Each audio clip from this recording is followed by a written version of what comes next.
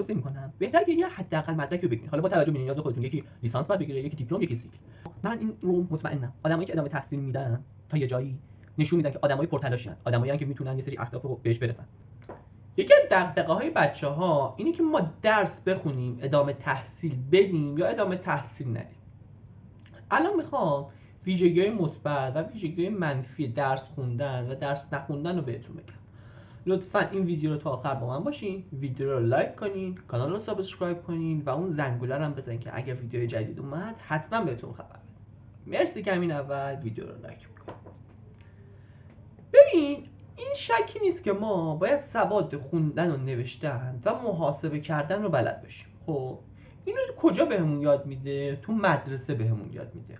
آیا خارج مدرسه هم میتونیم یاد بگیریم؟ بله، اما چقدر امکان داره موفق بشیم؟ خیلی کم. پس برای اینکه ما این سواد اولیه رو داشته باشیم که بتونیم درست تحلیل کنیم، درست بفهمیم، درست درکش کنیم، میریم کلاس اول تا ششممون رو میگذریم. حالا یکی این کلاس اول تا ششمش رو گذرون، حالا میگه آقا باز ادامه تحصیل بدم یا نه؟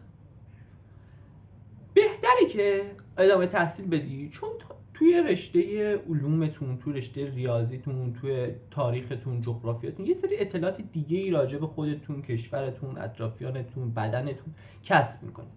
خب که اینها باز هم به رشد شما خیلی کمک میکنه. پس ما بهتره تا سیکل رو حتما بریم. از طرف دیگه مدرسه فقط واسه این نیست که تو بری توش مطلب یاد بگیری، که تو باید بری اون تو تعاملات اجتماعی با افراد دیگر هم یاد بگیری. آقا نشست و برخاست کردن، احترام گذاشتن، بعض وقت سکوت کردن، بعض وقت از حق خود گذاشتن، بعض وقت رفتن حق خودتو گرفتن. اینا تمام مهارتایی که ناخودآگاه تو مدارس آموزش داده میشه. خب حالا درست توی یه سری مدارس خیلی با کیفیت این کار انجام میشه، توی یه سری مدارس خیلی بی کیفیت این کار انجام میشه، ولی به هر صورت این تعامل کردن بچه‌ها با هم دیگه انجام میشه. حالا ما میگیم ما بریم ادامه تحصیل بدیم، دبیرستان و دانشگاه رو بریم، یا نه قطعش کنیم بریم وارد بازار کار بشیم. ببین اگه دنبال این که یه روزی برای خودت داشته باشی و روزی رو بگذرونی و بری کار زندگی تو بکنی، بهتره که هرچی زودتر بری یه مهارت یاد بگیری. نمیگم همینجوری درس رو بخونی، یک مهارت رو اول در کنار درس خوندنت یاد بگیر. حالا مهارت میتونه چی باشه؟ میتونه آقا مکانیکی باشه، میتونه ادیت کردن ویدیو باشه، میتونه ساخت محتوا باشه، میتونه همین فعالیت کردن تو سوشال مدیا مثل یوتیوب، اینستاگرام باشه. تو انتخاب میکنی این مهارت رو کسب میکنی و بعد میگی آقا من میخوام این کار رو انجام بدم و درس خوندم به این کار من لطمه میزنه. اونجا میتونی بذاریش کنار. من نمیگم میذاریش کنار، میتونی بذاریش کنار.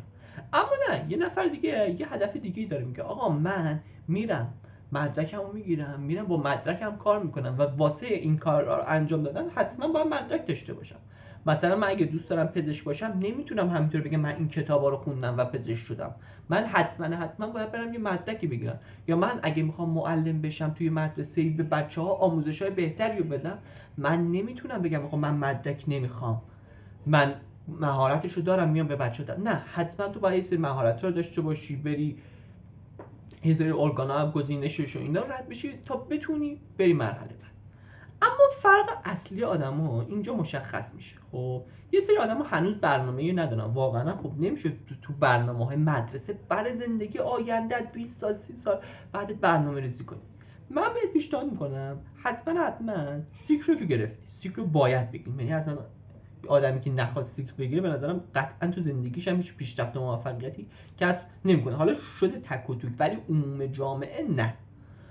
حالا میگیم آقا میری تو دیپلمتو میگیری، دیپلمی حداقلیه که همه برن بگیرن. به نظر من خیلی خوبه. چی رو به تو نشون میده؟ اینکه آقا تو یه آدم سخت‌کوشی هستی، تونستی واسه یه هدفی که گرفتن دیپلمه، اصلا کاری نداریم که چه چیزایی یاد گرفتی، اصلا فاصله هیچ یاد نگرفتی، هدفت اینه این مدرک رو بگیری. تو سخت‌کوشی رو به خودت نشون دادی، به دیگران نشون دادی، این پشتکار بودن خودت رو به دیگران نشون دادی.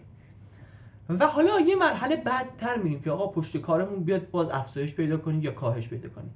این که بریم دانشگاه یا نه، این که تو اون آزمون سخت رو تلاش کنی قبول بشی و بری دانشگاه و 4 سال با اون استادهای افتضاح، با اون مطالب قدیمی که اصلا هم به درد زندگیت نمیخوره، بتونی کلنجار بری، یادشون بگیری، تو امتحانا پاسشون بشی کنی و مدرک لیسانس تو بگیری، به نظرم فرق تو با آدمای دیگه خیلی بیشتر میشه.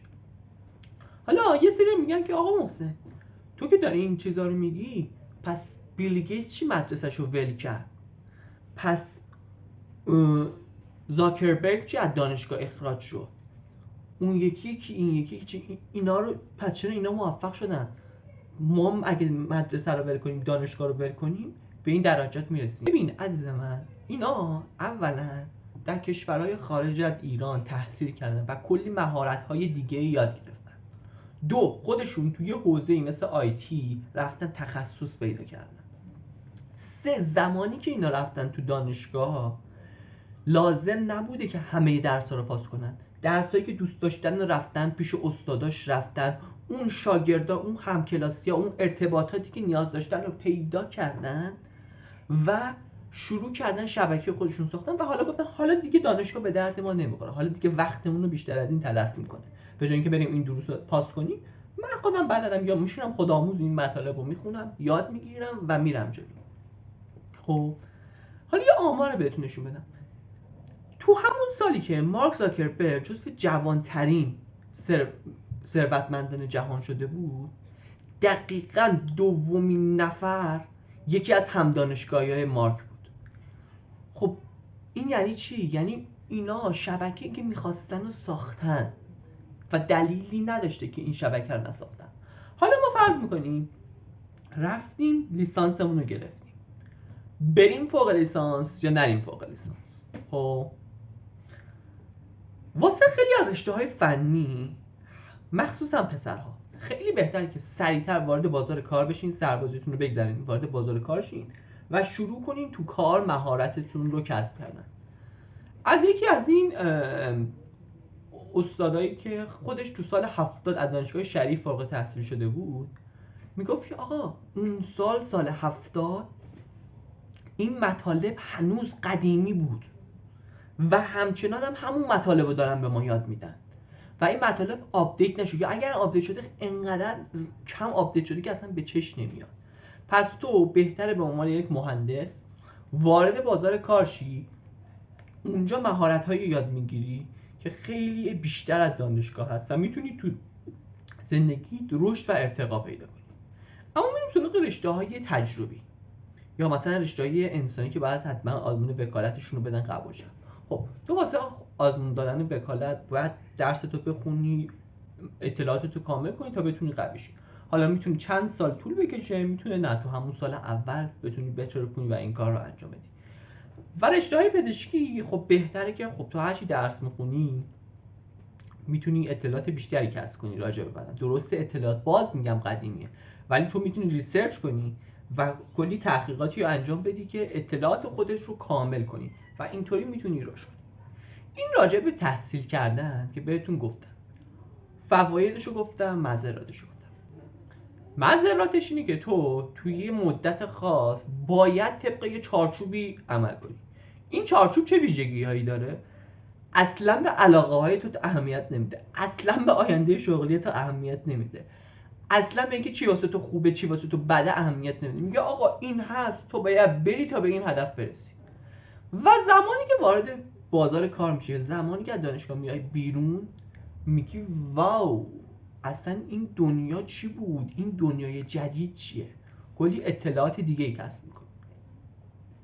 و من بهتون توصیه میکنم بهتره که یه حداقل مدرکی رو بگیرین. حالا با توجه به نیاز خودتون، یکی لیسانس باید بگیره، یکی دیپلم، یکی سیکل.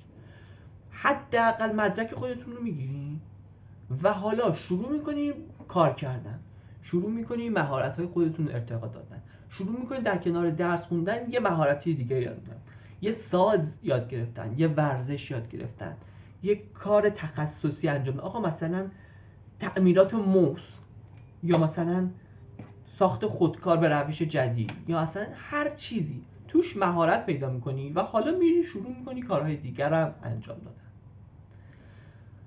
من تمام تلاشمو کردم که اطلاعات بدم که آقا ادامه تحصیل بدیم یا ادامه تحصیل ندیم. در نهایت انتخاب پای خودتونه که انتخاب میکنین ادامه تحصیل بدین یا ادامه تحصیل ندین.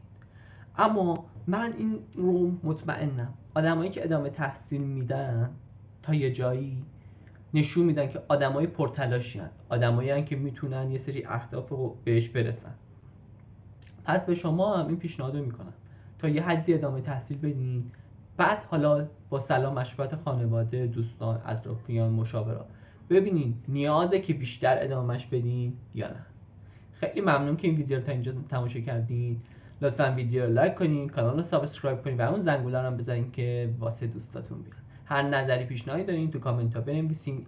از 100 تا ایده ویدیو قبل هر کدومشو خواستین کامنت کنین دوباره که من ویدیوش رو زودتر و سریعتر بسازم.